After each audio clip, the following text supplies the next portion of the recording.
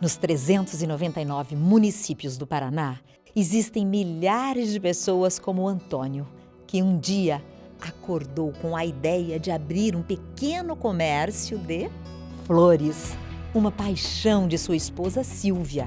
Não demorou para que Antônio e Silvia decidissem somar forças e trabalhar juntos. No Sebrae, encontraram todas as soluções que precisavam para abrir seu pequeno negócio. Sentiram-se seguros nas mãos de gente que conhece a fundo a trajetória que cada empreendedor deve percorrer para ter sucesso. Receberam informações valiosas sobre como analisar o mercado e planejar um novo negócio. Antônio e Silvia buscaram conhecimento técnico e ferramentas de gestão. Capacitaram-se, cresceram, ganharam preparo e segurança para abrir sua pequena empresa, que não para de prosperar. O Sebrae, Serviço de Apoio às Micro e Pequenas Empresas, existe para transformar a vida dos empreendedores e a sociedade. Empreendedores são agentes de transformação e podem contar com o Sebrae para realizar e crescer. O Sebrae Paraná tem 7 linhas estratégicas para promover um ambiente favorável para o crescimento dos pequenos negócios, despertar a vontade de empreender em jovens estudantes, do ensino fundamental ao superior, preparar lideranças para superar desafios, pensar e lidar com novos cenários, auxiliar micro e pequenas empresas a figurarem no mapa mundial dos pequenos negócios, incentivar modelos de negócios inovadores, apoiar empresas a conquistar excelência na gestão e mostrar o caminho para crescer, estar sempre ao lado de quem deseja iniciar ou melhorar sua empresa. Se você é empresário ou sonha em se tornar um, conte com o Sebrae a qualquer hora nos canais digitais. Ou, se preferir, vá a um dos escritórios, pontos de atendimento ou salas de empreendedor.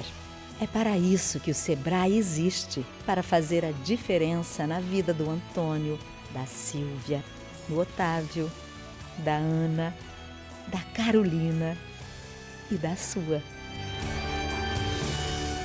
Sebrae, fazendo a diferença para quem quer empreender.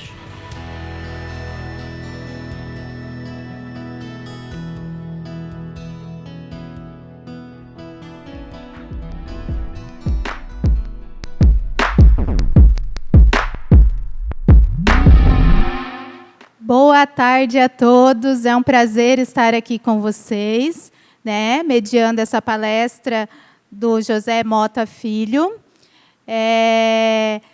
Tenho certeza que, assim como eu, vocês estão amando, a programação do Gênios Conecta, muito conteúdo bacana, que já rolou e tem muito conteúdo para vir aí para vocês.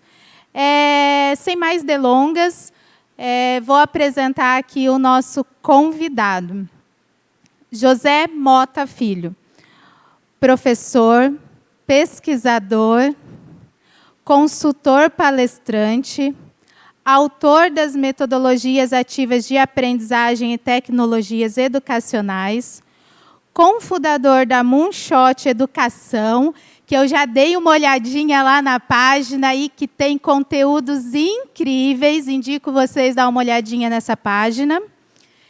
Engenheiro civil pela UFPR, mestre em tecnologias emergentes em educação, coautor dos livros O Futuro Alcançou a Escola, Grandes Soluções para a Gestão Educacional e a Educação para o Mundo Exponencial. José Mota Filho, é um prazer ter você aqui conosco. E já vou passar a bola da vez para você. A fala é sua. Seja bem-vindo a Gênios Conecta.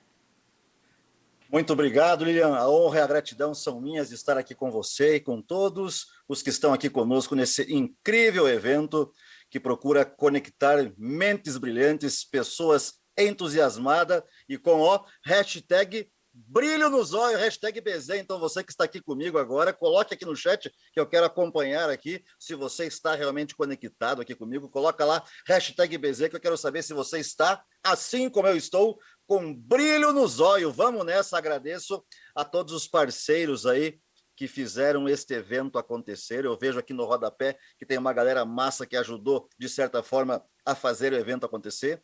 Minha especial gratidão à galera do Sebrae Paraná, que eles me provocaram para que eu estivesse aqui com vocês, principalmente uma galera muito massa lá de Londrina.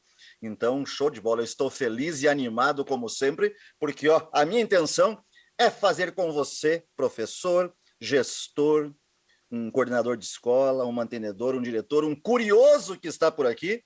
A minha intenção é colocar aqui, atrás da sua orelha, pulgas e mais pulgas pesando aí, para que você possa pensar comigo um jeito diferente para fazermos a educação. Então, bora lá. Vou começar agora mesmo, compartilhando a minha tela com você, de algo que eu preparei com muito carinho para esse nosso evento aqui, para que possamos, bem de boa, navegar aqui em coisas muito legais. E agora, nesse momento, agora já, eu vou começar aqui dando start, apertando o play no quê? Bora inverter a sala de aula? Vamos inverter a sala de aula? Eu tô afim de inverter a sala de aula. Isso aqui é muito conectado, muito aderente a essa questão do ensino híbrido, da aprendizagem híbrida que tanto estão falando. Bora lá, inclusive, eu quero fazer algo aqui com você muito especial agora, fazer um back to the past, fazer uma espécie de volta ao passado, mas um passado recente, um passado que aconteceu agora, lá no início do ano letivo 2020. Lá quando vocês todos que são da educação começaram mais um ano letivo das suas vidas, ou seja, deram aquele tiro inicial, pá, e começou a correria frenética de mais um ano letivo do colégio, da faculdade, da universidade, começou a correria. Só que de repente, algo inesperado aconteceu nas nossas vidas. Aqui no Brasil, mais especificamente dia 17 de março, onde todos da educação foram informados do seguinte: fecha a instituição, temos que ir para casa. Aulas suspensas, motivos óbvios, sanitários, vírus altamente contagioso, uma doença preocupante. E isso nos pegou de surpresa. Tivemos que fechar as portas das instituições de ensino. E daí ficamos reclusos. Fomos arremessados lá para as nossas casas.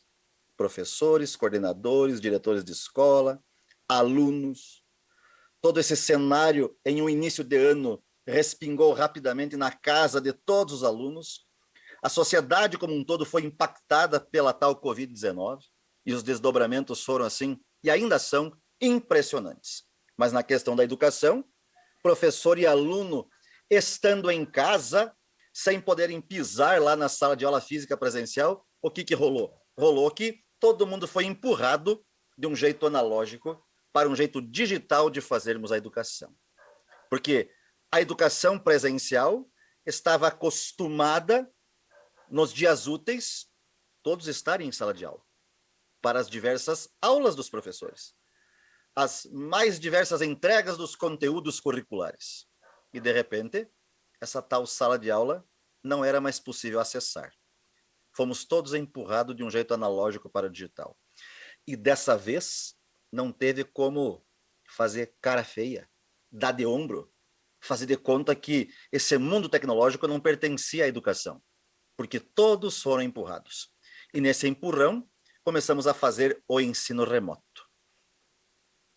É evidente que num país gigantesco como o nosso, quando iniciamos o ensino remoto, tínhamos professores e alunos fluentes digitalmente, mas tínhamos assim uma leva de alunos e professores sem fluência. E isso ocasionou muitas dores, porque esse empurrão, quando todo mundo, sem exceção, foi empurrado para um modelo diferente, que uma interface de comunicação era o computador, o notebook, é o celular, é o tablet, as dores foram infinitas e arrisco dizer, em muitos lugares ainda são infinitas. Porque nós estávamos acostumados a fazer a nossa aula de um outro jeito. Professores sentiram dores e alunos ficaram barata tonta, muitos barata tonta em casa. Porque, veja, aqui entre nós, professores, aquela coisa arada que falam sobre protagonismo do aluno para que ele seja autônomo, em muitos lugares está só escrito no papel essa autonomia.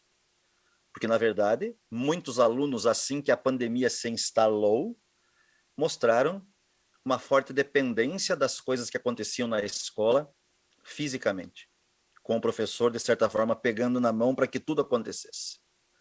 E eu não me refiro aqui aos pequenos da educação infantil, do Fundo 1, porque esses realmente precisam de uma assistência de um adulto. Mas uma galera do Fundamental 2 em diante poderiam ter se virado. Muitos se viraram. Mas tivemos, assim, uma quantidade considerável de alunos barata tonta que não sabiam o que fazer. E vou dizer uma coisa. Por mais que professor tenha um espírito extraordinário, seja fuçador, também teve professor barata tonta, que não sabia o que fazer. Dores e não saber o que fazer. Só que a gente foi dando um jeito. Mas é possível entender por que tudo isso aconteceu. Porque estávamos acostumados a ficarmos fixos. Fixos. Parece que tinha um alfinete espetando a gente lá. A educação acontece só na sala de aula. E a gente sabe que não é assim. Para um ser humano em um mundo exponencial aprender, eu não preciso estar apenas em sala de aula. Não que ela não seja necessária. Ela é fundamental. Mas não é só ali que acontece. É como se a pandemia tivesse vindo na orelha de todos os educadores do planeta Terra e dissesse assim: galera, bem-vindos ao futuro. Aquele futuro que você ouvia falar, chegou. Welcome to the future. Chegou. Chegou o futuro. Então vejam, professores, alunos, aquilo de você se virar em meio às aulas que são conduzidas por seres humanos, com metodologias de vanguarda. E tecnologias educacionais em meio a tudo isso, chegou, se faz presente. Estamos vivendo isso agora. E vejam, isso também não é coisa de agora, esse chegar ao futuro. A Unesco, em 2018, pediu, assim, alfabetização de futuros. O que é e por que isso é importante? Em 2018 já estavam nos pedindo por essa alfabetização para o futuro, porque a educação se acostumou demais a ensinar para o passado, a olhar para o retrovisor e não para o para-brisa. O retrovisor é referência, mas o destino é o que está aqui na frente, ao longo dessa jornada acadêmica de professores e alunos.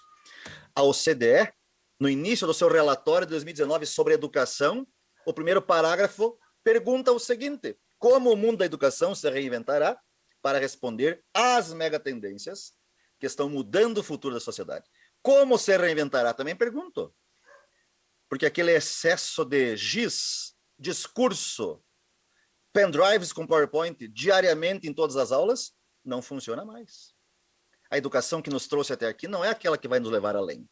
E o seguinte, ano passado, Fórum Econômico Mundial 2020 Davos, na parte educacional, houve assim um pedido de pensadores para que as instituições de ensino dessem um jeito de explorar com os alunos para que eles pudessem treinar 3 habilidades, no mínimo: pensamento antecipatório, sistematizar as coisas para solucionar, compreender aquilo que é complexo e capacidade de analisar tendências. E esse pedido triplo é arrematado com o seguinte: vamos deixar o futuro acessível aos nossos alunos, porque estamos ensinando a eles hoje para o que está por vir na humanidade, não para o que já passou. E isso é espetacular. Isso nos faz ter em mãos novas peças para o design de uma aula, para a relação com os alunos, para o preparo de atividades, para a forma de abordar, comunicar um conteúdo. Isso é espetacular. E isso fez muitos professores em todo o planeta Terra experimentarem algo diferente. Porque a maior parte dos professores hoje, metade de outubro de 2021, já experimentou essa espécie de híbrido, que eu prefiro chamar de blended learning. Aprendizagem misturada, uma aprendizagem que combina. Combina o quê? Seres humanos, espaço físico, o giz, o canetão, o quadro. O professor está ali, mas tem alguém em casa estudando. E eu não gosto quando fazem referência ao ensino híbrido, quando dizem assim: aquele em que parte dos alunos fica em casa e parte vem para a escola. E ninguém explica o que está acontecendo na escola e em casa para que o aluno aprenda.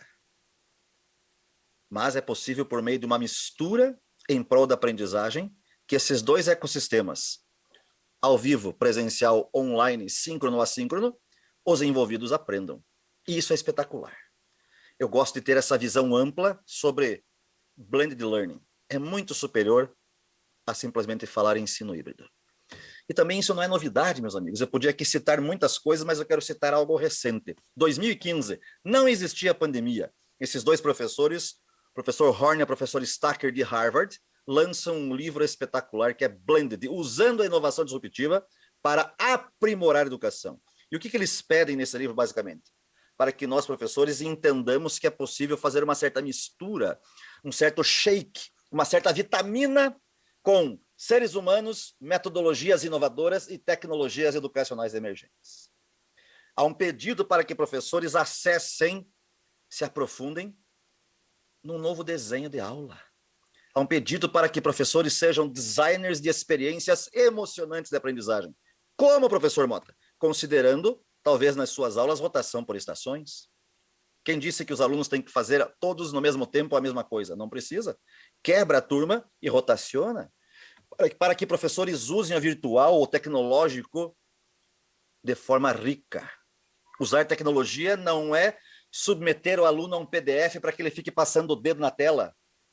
É fazer com que ele interaja com o conteúdo de maneira que ele pode deixar pistas sobre o seu aprendizado e, com isso, o professor elaborar os próximos capítulos dessa jornada de aprendizagem. Terceiro, vamos começar a desenhar algo à la carte que tem a ver com personalização de ensino. Se eu tenho grupos diferentes de alunos em sala de aula em função do seu aprendizado, por que eu não desenho trilhas diferentes? Quem disse que todos precisam receber a mesma aula do mesmo jeito? Isso pode ser modificado. E, por fim, um pedido muito massa é que educadores usem e abusem da aprendizagem invertida, do flipped learning, ou da sala de aula invertida, como muitos chamam.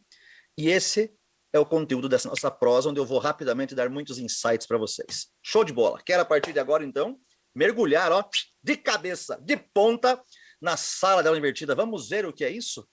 Porque muito se diz por aí, mas pouco se faz com êxito, com os passos cuidadosos que essa metodologia ativa de aprendizagem requer. É algo fascinante, é algo transformador para o professor e principalmente para o aluno. Bora lá? Vamos nessa? Eu estou vendo aqui, que nessa transmissão aqui, só tem uma professora que se comunicou comigo até agora, que é a professora Márcia. Com o professor Mota, coisa incrível acontece. Isso mesmo, então, eu quero que você coloque a hashtag BZ, tá com brilho nos olhos? Coloca aí que eu vou avançar agora. Bora ver sala de aula invertida. Esses dois caras aqui que foram os pioneiros dessa visão moderna da sala de aula invertida. Professores Aaron Sams e professor John Bergman, lá do estado do Colorado, nos Estados Unidos. Eles começaram esse movimento em 2006. E esse livrinho que está aqui, a capa dele aí, é um livrinho que foi lançado em 2012, onde aqui é possível encontrar muitas inspirações. Inclusive, ambos me inspiraram muito, porque quando eu comecei a minha transformação didática, e eu reconheci um valor extraordinário em muitas metodologias ativas, eu dei um jeito de fazer alguns cursos com autores de metodologias. Eu tive a honra de ser aluno dos pais da sala de aula invertida. Inclusive, tenho aqui, para vocês verem, uma espécie de dedicatória, onde primeiro o professor Sams escreveu: Mota, legal conhecer você e ouvir sobre as suas histórias de sucesso como professor, e depois o professor John Bergman só arrematou isso lá em cima. Então, muito massa, eu sou muito grato por essas oportunidades. Porque daí, ao invés de achar que eu sei sobre um método, eu usei, aprendi, errei, acertei, e de repente eu estava bebendo da fonte. Isso foi incrível, foi muito massa. E por que esses caras começaram esse movimento? Bom, eles estavam se sentindo, em 2006, angustiados, agoniados nas suas aulas. Professores de ciências dos pequenos, de química do ensino médio, eles estavam assim percebendo que as aulas de agora não rolavam mais como antes. Eles chegavam em sala de aula e viam alunos desmotivados, desinteressados, até desdenhando da aula, não dando importância que eles gostariam. E tem professor que, muitos professores, acredito que a maioria olha para um cenário desse e fica desolado. Só que esses dois professores, ao invés de culparem os alunos de que a coisa estava errada, eles resolveram conversar e refletir sobre o que estava acontecendo.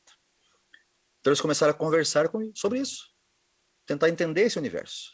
Puxa, minha aula não está mais rolando? Pois é, a minha também não, coisa e tal. Eles tiveram uma ideia, em 2006, que foi o seguinte: que tal Que tal se nós começássemos a entregar para os nossos alunos, antes de chegarmos num determinado assunto, alguns vídeos, alguns áudios sobre o que está por acontecer, como se fosse um pré-aula, para fazer um aquece. Mas não que a gente vá dar essa aula fazendo um vídeo gigante ou fazer um podcast gigantesco, não. Vamos construir algo que sejam provocações, para que nós possamos despertar a curiosidade, o interesse do aluno nesse assunto que está por vir. E também que esses alunos possam interagir com isso, comentar o que eles estão achando, como é, como é que não é, comentar entre eles, comentar conosco, professores, e a gente vai tendo um certo preparo para esse momento futuro. E eles começaram a fazer isso de forma muito ousada. Vejam, meus amigos, eles percebiam que os alunos estavam desinteressados a cada aula e resolveram fazer um movimento agressivo, ousado, um pré-aula. Massa demais. Por que eles fizeram isso? Porque eles tinham uma visão clara do que era o ensino tradicional que eles estavam realizando. Era aquele em que acontecia o seguinte: os alunos raramente se preparavam para uma aula seguinte. Raramente. Não se preparavam. Em sala de aula, ficavam passivos, recebendo tudo de mão beijada. E as tarefas de casa, essas sofríveis. Ou os alunos não fazem, ou fazem com muita dificuldade. E se isso aqui estava, assim, solidificado nas aulas tradicionais, eles queriam uma mudança. E nessa mudança eles vislumbravam o seguinte: o aluno estudar previamente um conteúdo e interagir com esse conteúdo e com os seres humanos envolvidos. Na aula, professores e alunos pudessem realizar atividades de forma colaborativa. E a tarefa de casa continuaria, em grande parte, de forma colaborativa. E nessa tarefa, tem que conter elementos um pouquinho mais difíceis e também que sirvam de um aquece para os próximos momentos. Então, eles queriam mudar totalmente algo que já estava assim mofado, o tradicional, e queriam dar um ar de novidade, de interação, de colaboração, de fazer juntos, hashtag tamo junto. Eles queriam um outro movimento, para que todos tivessem brilho nos olhos. Isso foi massa. Isso deu muito certo, tanto é que esse livro aqui é de 2012. Se eles começaram em 2006, ou seja, eles levantaram muitas experiências. E depois em 2017, o professor John Bergman sozinho lança esse livro aí, que é massa demais, Aprendizagem Invertida para Resolver o Problema do Dever de Casa. Depois de 10 anos com a sala de aula invertida funcionando, ele fez uma espécie de pesquisa com 2.344 alunos do planeta Terra, desde a educação infantil até a faculdade, fazendo algumas perguntas. Esse livro é delicioso, você lê, porque tem muita coisa massa aqui. Logo de início, ele já tem esse retrato aqui, que é o seguinte, ó. Ei, galera, se você tivesse que escolher entre a aula invertida e a tradicional, o que vocês preferem? E a maior parte dos alunos disseram que preferem a sala de aula invertida. E lá naquela época, em 2017, o professor Aaron Samos já tinha tirado uma conclusão, que é a seguinte: a aprendizagem invertida é uma ferramenta perfeita para uma aprendizagem distante da escola. Não que só isso seja suficiente, mas um aluno consegue aprender alguma coisinha distante da escola, distante do professor, distante dos colegas, desde que depois isso seja trazido à tona novamente. E esse aprender um pouquinho é você chegar em sala de aula com algum conteúdo embarcado desse pré-aula. E isso é espetacular. É muito massa. E daí o professor John Bergman ainda perguntou: ei, galera, mas é o seguinte, numa escala de 1 a 5, me diga se você gostou ou não da sala invertida. Se você não gostou, de nota 1. Se você gostou muito, de nota 5. E a maior parte dos alunos disseram que gostaram muito. Ou seja, isso é relevante. Isso é uma espécie de aprovação. E agora, com pandemia, com tudo que vivemos nos últimos 19 meses, isso aqui ficou muito mais evidente como tendo um grandioso valor. Um grandioso valor. Muito massa mesmo. Um abraço para a professora Fernanda, que se pronunciou aqui, a Angélica, massa demais. Estamos juntos, hein? Tô gostando. Ei, beleza, vamos que vamos. Ó, seguinte, e esses professores trazem algumas referências para fundamentar tudo isso. Por exemplo, eles se referem demais a taxonomia de Bloom. Esse conjunto de verbos. E aqui eu trago a revisada, onde lá embaixo eu vejo pensamentos de ordem inferior, ali em cima, ordem superior. que esses dois autores defendem? Que nas diversas aulas tradicionais em sequência, nós, professores, gastamos muito tempo lá na parte inferior, que é recordando conteúdos com os alunos, torcendo para que agora eles compreendam, e daí a gente não avança no conteúdo como gostaríamos. E eles dizem que quando um professor ousa fazer uma aula invertida, como eu vou mostrar para você, você desconstrói essa forma triangular para uma forma de diamante, onde o aluno, ao estudar algo previamente, sobra mais tempo para o professor, em sala de aula com os alunos, aplicar esse conteúdo e analisar resultados. E isso é fantástico. Isso é fantástico. Isso é o que faz a diferença. É o que faz a diferença na vida de todos, porque daí fica muito mais fácil você avaliar esse processo e também você criar algo novo em cima disso. É espetacular. E também é evidente que isso está aderente, isso é convergente com a famosa pirâmide da aprendizagem do professor William Glasser. Ele apresentou esse framework em 97, num livro chamado Teoria da Escolha. Porém, quando nós falamos de percentuais para seres humanos, temos que ser inteligentes para filtrar isso aqui. E ele diz assim, educadores, se a gente tem uma aula do tipo ler, escrever, observar e ver e ouvir, a retenção de conteúdo é no máximo 50%. Mas quando você, professor, quando você promove discussões práticas e aluno ensinando aluno, opa, estamos aqui no cerne da aprendizagem ativa. E a sala da aula invertida faz isso com maestria. Muito massa, muito top. Então, professor Mota, já que isso é contagiante, já que isso é massa demais, bora lá então como que eu faço uma flipped classroom? Vamos lá. Ó, toma o seu gole de água aí que eu vou fazer isso aqui também. Aperta o seu cinto de segurança, porque agora vamos decolar aí nas ideias para você, professor, realizar uma aula nesse estilo aqui. Uma ou várias? Bora lá, vamos nessa.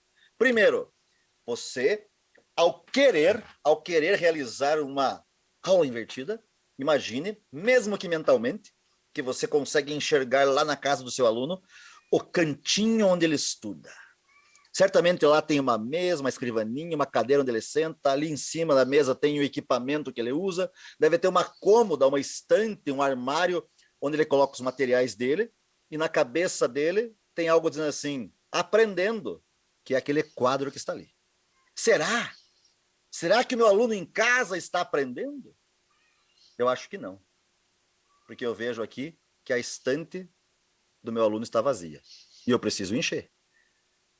A estante está vazia, portanto, a tela do computador dele também está vazia, está em branco, pelo menos de coisas úteis para o aprendizado. Talvez tenha um monte de bobeira lá, mas para o aprendizado, está vazia. O objetivo inicial da sala invertida é você encher essa estante de conteúdos para que o aluno possa estudar previamente. Bora lá, então. Bora começar a encher a estante do aluno. Encher com o quê, professor? De coisas que você vai preparar, fabricar, juntar para que ele possa ter acesso a algo. Começando por qual elemento? Por um vídeo autoral. Professor, o primeiro elemento é você dar as caras para o seu aluno. Certamente você não vai fazer tudo isso aqui de surpresa. Um dia você vai chegar em sala de aula e vai dizer, galera, vocês não sabem que eu descobri um jeito diferente para a gente fazer uma aula e vai ser massa, vai ser top das galáxias. Daí você conta para eles um pouquinho, que eles vão ter que estudar antes e pá, aquela coisa toda.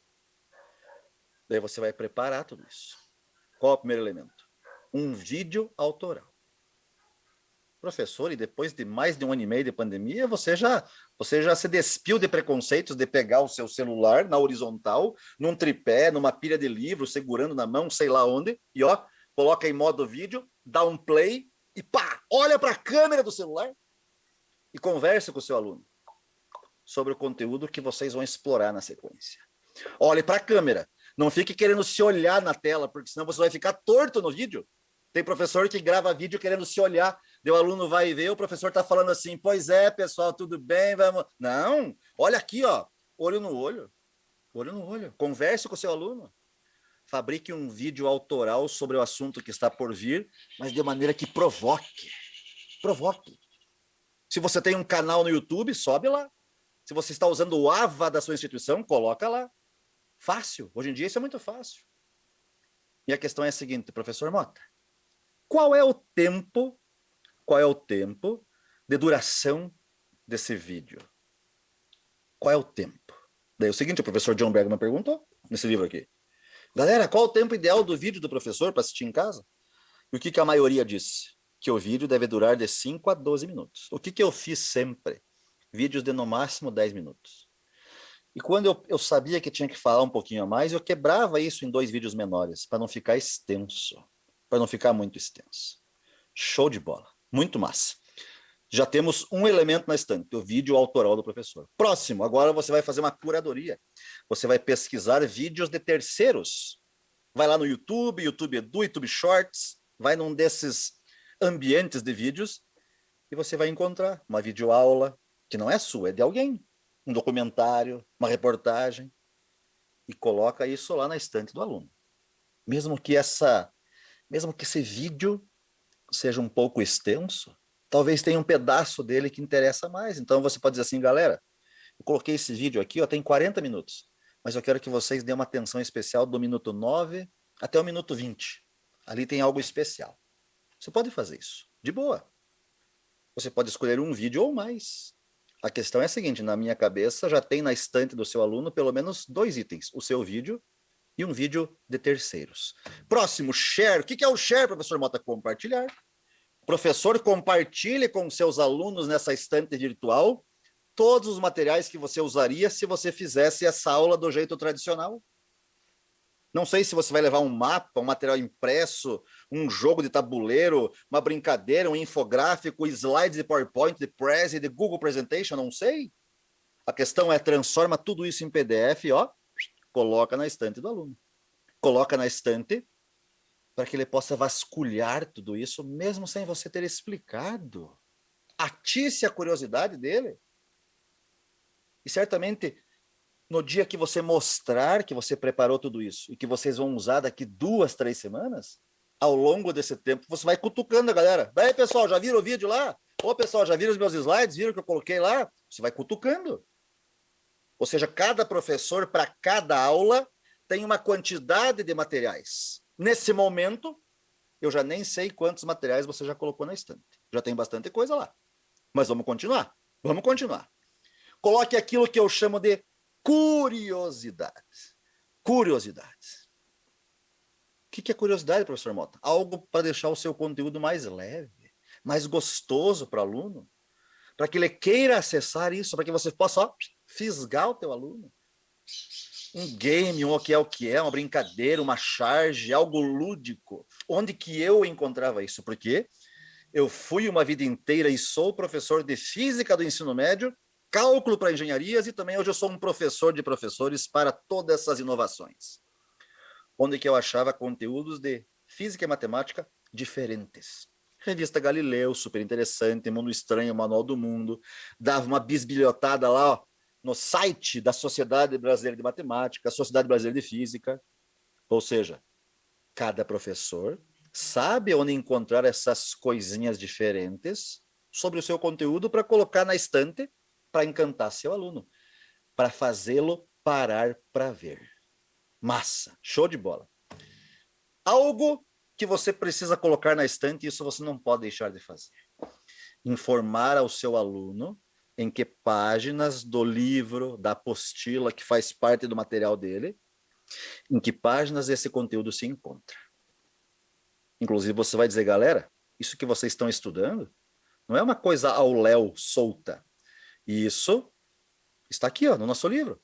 Da página 48 até a 56 está aqui, ó. Inclusive, quando você estiver estudando isso, vai vasculhando o livro. Nós vamos pegar o livro juntos, porque lá tem um retângulo que tem uma explicação importante. Nós vamos fazer alguns exercícios.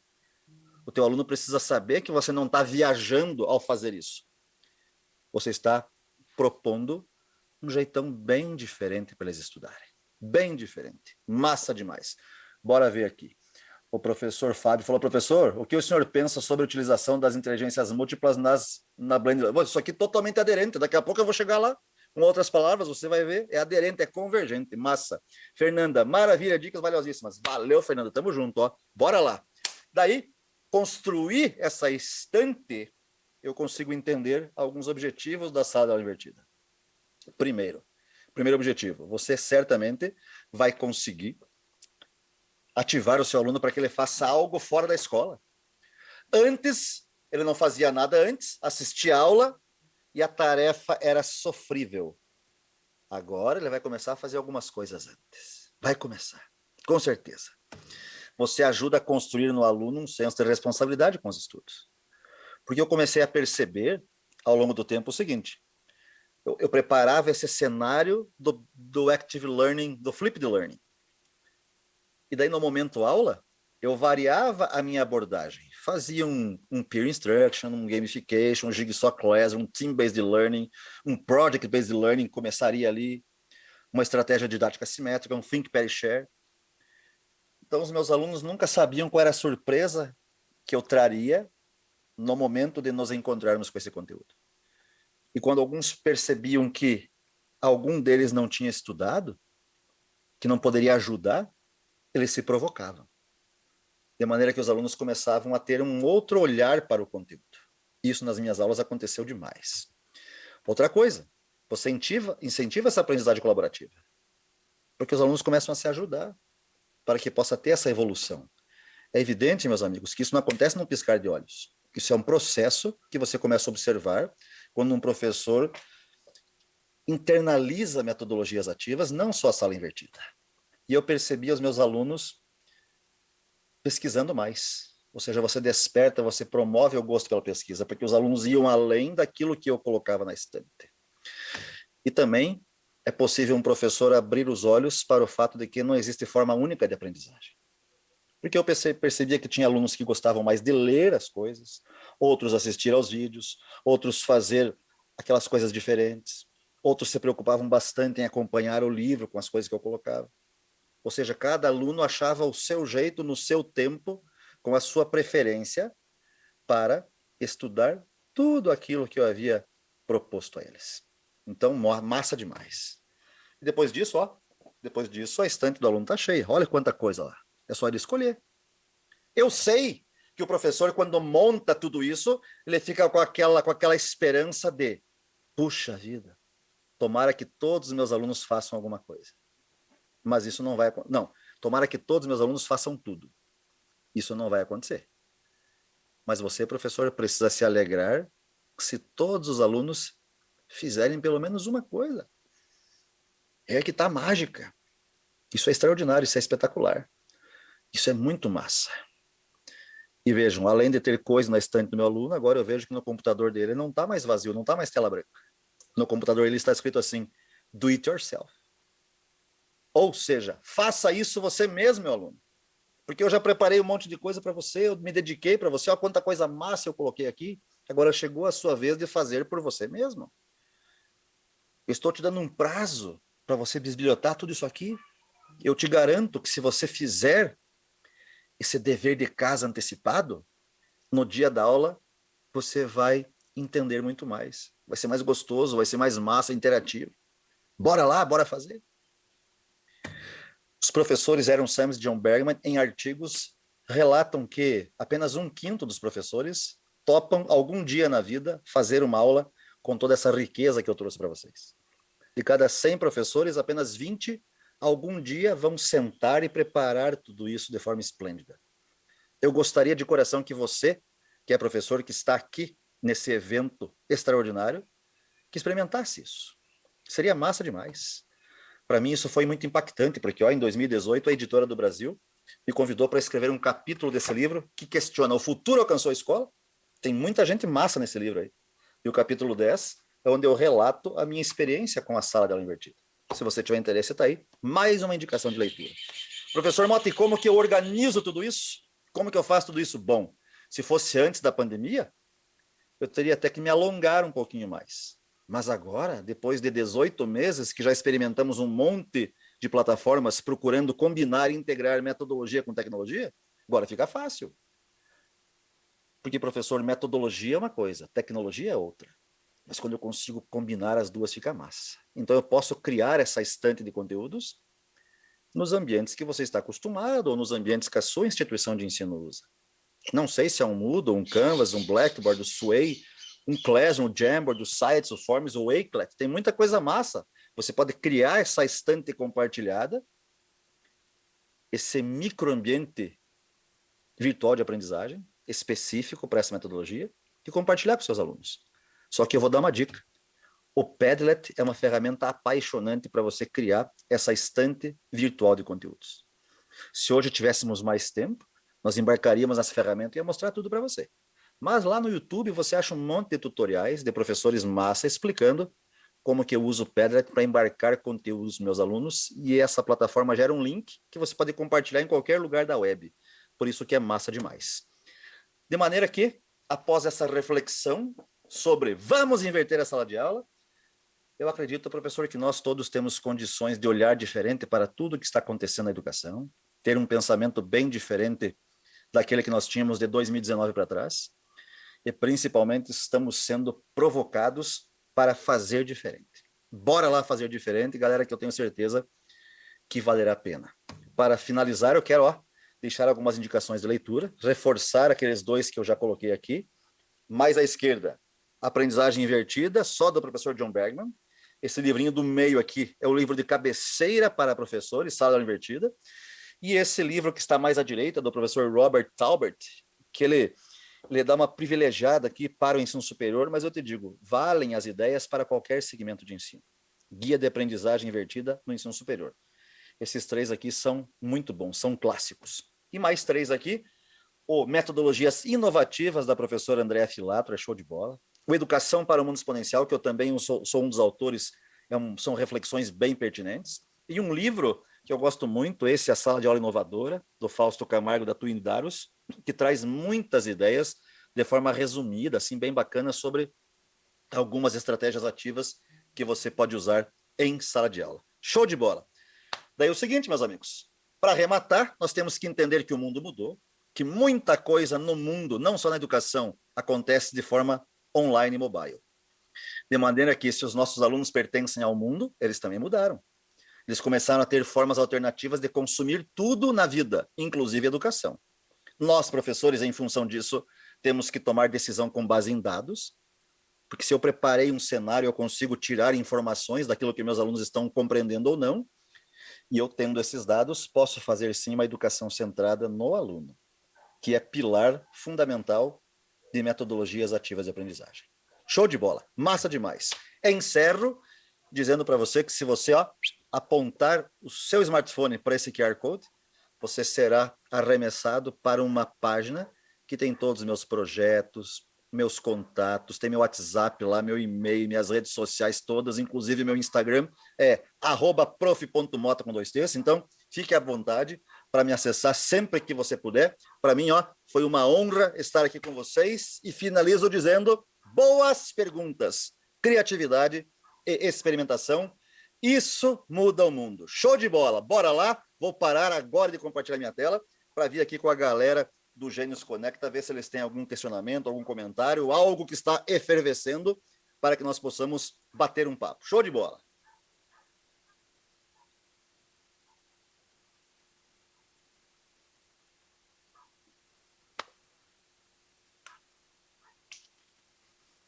Delícia ouvir você, quanta coisa bacana nessa palestra.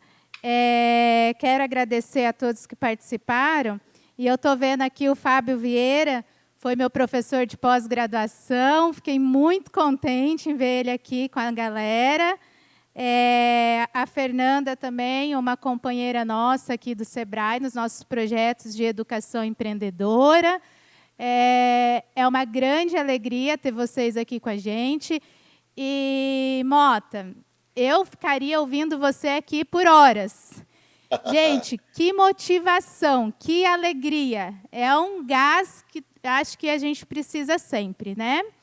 Vamos lá para os comentários. Minha querida amiga, não tem como fazer metodologia ativa de forma passiva. Eu seria incoerente vir aqui por um evento que fala que vamos conectar gênios e ficar aqui blá, blá, blá, não teria sentido, certo? Então a coisa tem que ser efervescente, tem que ter brilho nos olhos. Ô, Mota, você viu o quanto eu estava ansiosa para te ouvir, né? Que no início eu até pulei minha apresentação, vamos direto apresentar o palestrante do dia, né? Nem falei para o pessoal, gente, meu nome é Lilian da Mata, sou aqui do Sebrae, né? Credenciada do Sebrae Paraná.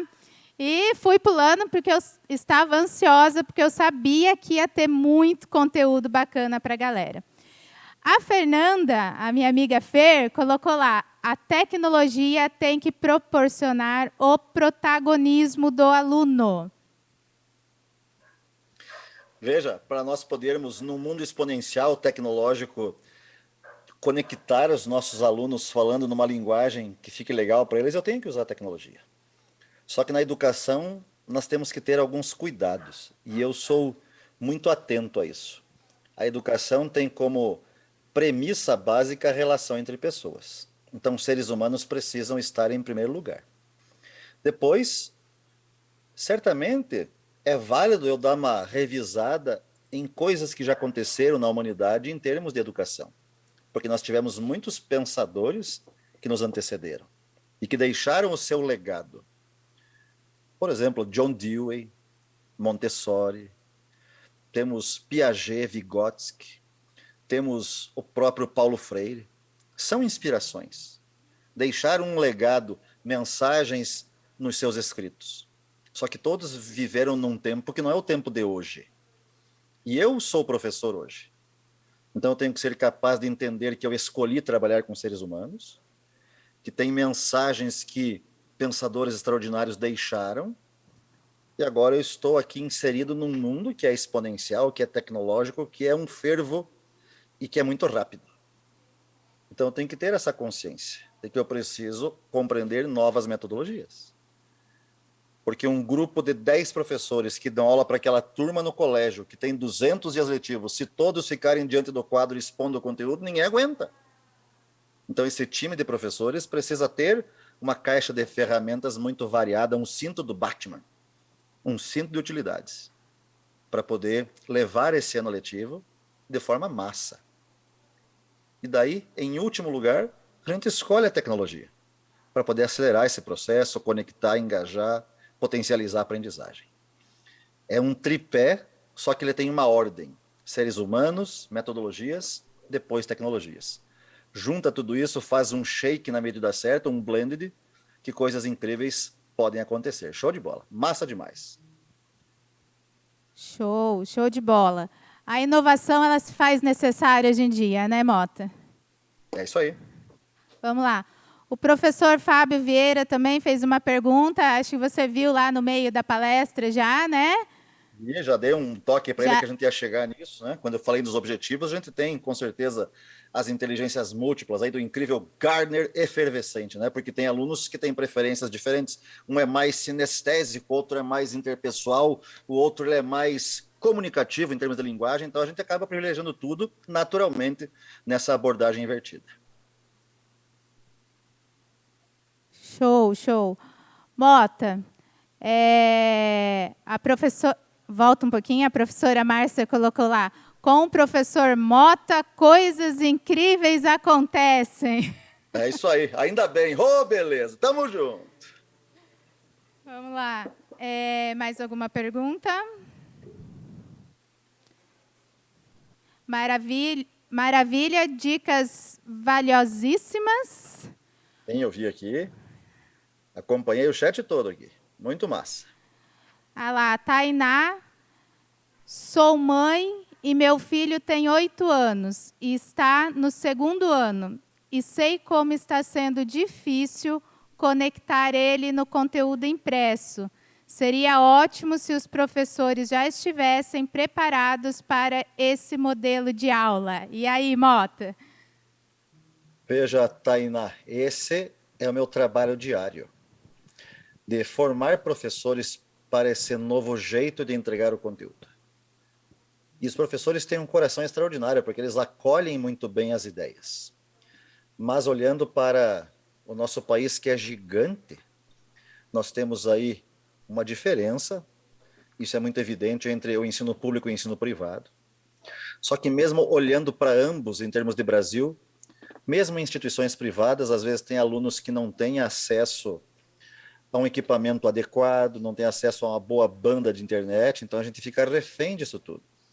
Então, às vezes, o professor tem boa vontade, ele quer mudar, mas fatores que eu acredito que ele não consiga modificar rapidamente, estão fora de alcance, né? E às vezes tem alguns professores que enfrentam um pouquinho dessa resistência ou desse olhar não atento dentro da própria instituição, porque é fácil e necessário uma mudança gigantesca de prática. Só que eu aprendi o seguinte: aquilo que leva um dia para acontecer no mundo, na educação leva um ano. A velocidade com que as coisas acontecem na educação no nosso país, ela é muito lenta. A gente não tem esse espírito de pagar para ver. Porque, veja, na minha cabeça está muito claro que não existem fórmulas mágicas. Não existe fórmula mágica para a educação. Mas nós observamos em muitos lugares aqui no nosso país, e também fora, exemplos maravilhosos de práticas de sucesso. Custa eu dar uma olhada nisso que está dando certo por aí e tentar adaptar aqui na minha instituição, respeitando a cultura dela, as crenças, a idade do aluno, o segmento onde ele atua, e tentar modificar um pouquinho. E daí, de pouquinho em pouquinho, um time de professores alterando, no final todo mundo ganha. Então, quando eu trago essa fala aqui efervescente, energizada, não é que a coisa tem que acontecer assim, na confusão, não. Pelo contrário, a gente tem que fazer algo de forma muito consciente, muito pé no chão, com muita lucidez, porém, sem deixar de ser ousado. É ser rápido, mas não ter pressa. É isso que tem que ter. Isso que tem que ter nesse espírito da educação inovadora. Porque até os alunos já estão assim um pouco fartos do modelo mofado de educação. Eles querem algo diferente. Eu converso com muitos alunos de diversas idades, tenho filhos na universidade, e eu percebo que algumas coisas alteraram para melhor, é claro, mas tem muito ranço da escola prussiana que ainda existe nos diversos ecossistemas e a gente tem condições de mudar. Até para vislumbrar um país melhor, um lugar melhor para quem está sendo formado hoje. A gente prepara a galera hoje para o futuro, não para o passado, né? Eu não preparo meus alunos para os anos 80, eu preparo para 2050. O professor tem que ter consciência disso. Mota, quero Oi, agradecer mais uma vez a sua presença. A gente precisa gratidão é minha. encerrar, né? Gostaria de te ouvir mais, né? Teremos outros momentos, né? E agradeço imensamente a todos também que estiveram presentes aqui com a gente nessa tarde, né? Lembrando que o conteúdo, a programação da Gênios Conecta, ela continua, tá? Então, por favor, não saiam daí. Estou recebendo aqui, ó, mais uma pergunta que eu acho que dá tempo de você responder, Mota. Vamos Claro lá. que dá. Mesmo usando metodologias para tentar fazer diferente, a maioria dos alunos não tem comprometimento com os estudos. Ai, ai, ai. Como mudar isso? Falar maioria, eu não sei se eu tenho essa mesma visão. Eu prefiro dizer que muitos não têm. E por que eu falo isso? Eu falo isso com a minha visão como professor. Porque, veja, eu sempre fui um professor assim que me dediquei demais e não me dedico pelos meus alunos.